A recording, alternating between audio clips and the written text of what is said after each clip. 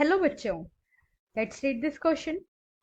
The question says freedom of speech and expression is one of the essential features of any democracy. Explain. हमारा question हमसे पूछ रहा है freedom of speech and expression जो है वो एक एसेंशियल फीचर होता है किसी भी डेमोक्रेसी के लिए. इस स्टेटमेंट को हमें एक्सप्लेन करना है. आइए अपना आंसर देखते हैं. हमारे आंसर का की कॉन्सेप्ट है freedom of speech and expression allows an individual to take part in public activities.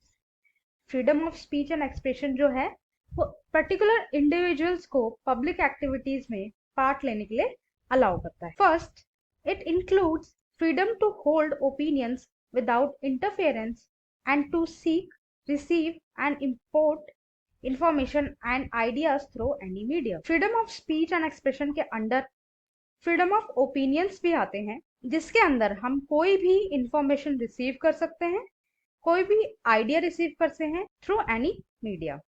Second, mass media is an instrument for exercising the freedom of speech and expression. Mass media जो है एक particular instrument है जिसके through हम freedom of speech and expression को exercise कर सकते हैं, राइट. इसको प्रैक्टिकली अप्लाई कर सकते हैं, which is important for a democratic society. और ये बहुत ही ज्यादा इंपॉर्टेंट होती है किसी भी डेमोक्रेटिक सोसाइटी के लिए. Third, freedom of speech is not the freedom to hurt or harm others in the political arena or in the society.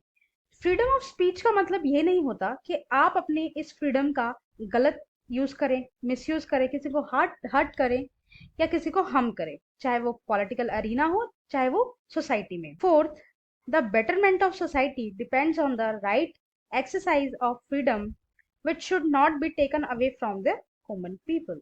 और किसी भी सोसाइटी का जो बेटरमेंट होता है वो freedom of speech and expression की वजह से ही हो पाता है, जिसे कॉमन पीपल से कभी छीनना नहीं चाहिए. नहीं तो कोई भी सोसाइटी जो है डेवलप नहीं कर पाएगी और वो डेमोक्रेसी से हाथ धो बैठेगी, right. I hope you understood. Thank you and best of luck.